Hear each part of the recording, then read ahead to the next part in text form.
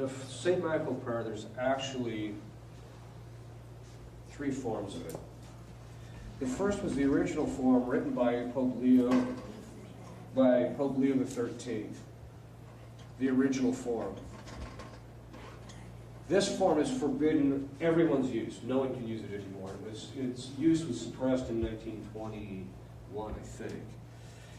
Part of the reason it has to do with the fact that the church, I think, I mean, this is what people speculate, is that they wanted to avoid scandal.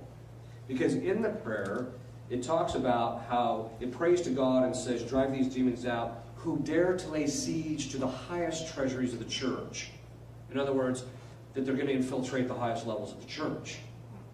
And so what happened was the demons. And so there was this, like, okay, we better tone this down a little bit.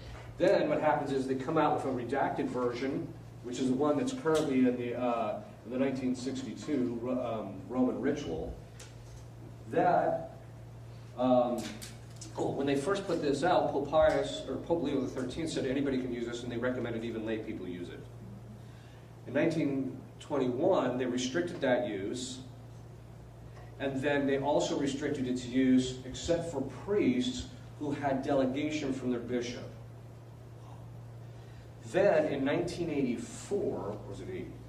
Can't remember the date.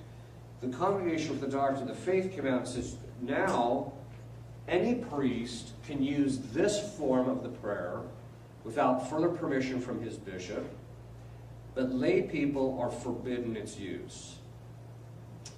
Then there's that, so there's that one. Then there's also the short prayer to St. Michael. Oh, sorry, there's 4 forms of it. The one is, then there's one in the Ricolta,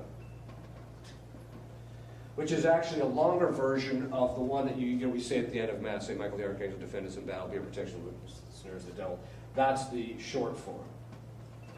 So these 2 forms, the laity can use and all priests can use. So laity can use these. These, all priests can use. Okay. This one, no one can use. You can read it, you just can't pray it.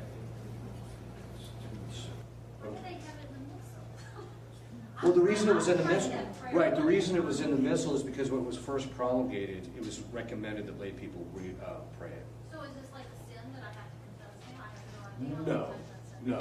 The only thing I tell people is because the church is restricted to laity, if you say it, you're stepping outside the protection of the church. And I've seen people who do that, who say that prayer, they are chronically attacked. And the attacks are